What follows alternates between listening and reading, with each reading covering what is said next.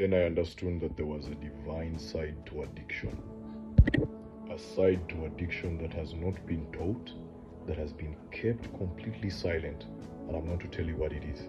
I found this out when I understood how addictions really actually work and how they form up in a person's life.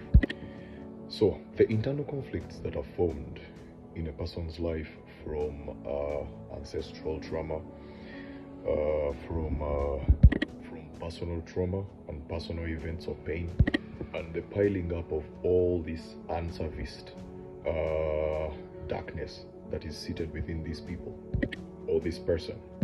Might have come from family, might have come from not being heard, not being understood, and then it prolonged its existence in your life, or this kind of pain or torture went on in this person's life for too long, either emotionally, physically, psychologically.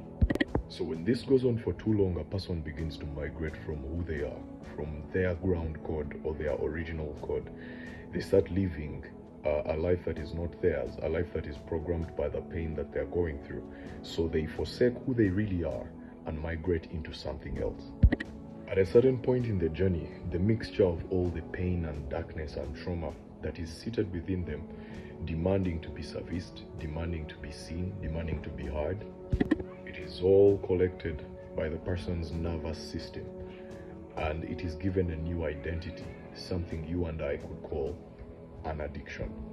The nervous system of the person does this in trying to survive, not in trying to destroy itself, because it is one of the only other shortcuts through which this person can feel like themselves again. And that's why I tell people not to judge the addicts, because the addiction and the addict are different. The addict doesn't see the addiction in the same way the other people see it.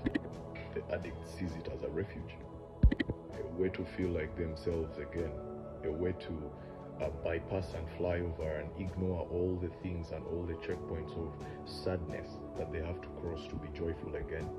And now here comes the divine side to that addiction.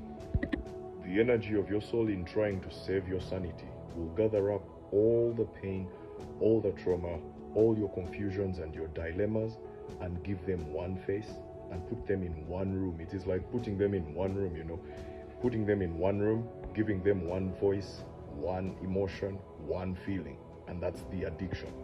All the things that cause questions about who you really are, because again, I told you, addiction makes you migrate, or these situations make you migrate from who you really are.